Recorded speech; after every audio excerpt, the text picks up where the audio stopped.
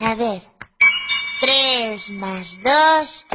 Tengo 3. Le sumo 2. Tengo 3. Y 2. Son 5. 5. Y ahora 7 más 4. 7 más...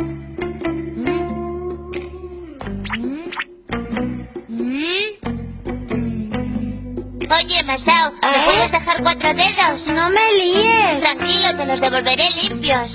Vamos, niños, tenéis que contar solitos. Pero es que no me llegan los dedos. Úsalos de los pies si es necesario. Ah, claro.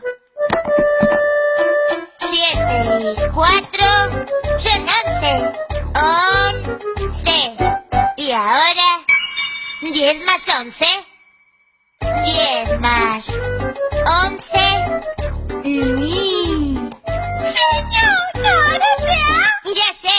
10 y 11 son 21. ¡Pero bueno!